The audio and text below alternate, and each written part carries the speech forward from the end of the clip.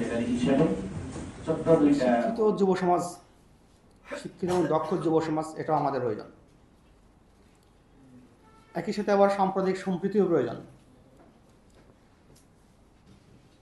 যদি আমরা এগুলো এনশিওর করতে পারি তাহলে আমাদের লক্ষ্মীপুরের উন্নয়ন কেউ ঠেকাতে পারবে না। একই সাথে আমাদের একটু সামনে যে টাইম আসছে, একটা গণতন্ত্রায়ন প্রক্রিয়া আমরা অতিক্রম করব খুব তাড়াতাড়ি, আসন্ন নির্বাচন। এখানেও আমাদের অনেক কাজ করার সুযোগ আছে।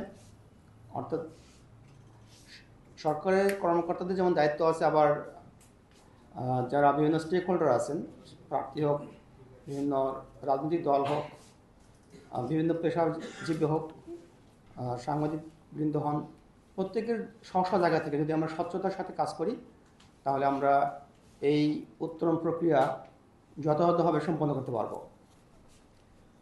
আমাদের মানুষের মধ্যে আমাদের মত পার্থক্য হতেই পারে, কিন্তু সেটা যেন মতবিরোধে পরিণত না হয়। বিরোধ থেকে সেটা যেন আবার সংঘর্ষে পরিণত না হয়, সেদিকে আমরা সবাই চেষ্টা করব। প্রতিদ্বন্দ্বিতা থাকতে পারে, কিন্তু সেটা যেন প্রতিরোধ না হয় আবার। অর্থাৎ সম্প্রীতির সাথে যদি আমরা সবাই কাজ করি, মানে আমার দেশ জিতুক, লক্ষ্মীপুর জিতুক, এটা হলো আমার চিন্তা করবো। আমার ব্যক্তি স্বার্থ চিন্তা না করে যদি আমরা ঐক্যবদ্ধভাবে কাজ করি তাহলে জেলা এবং দেশ উন্নত হবে।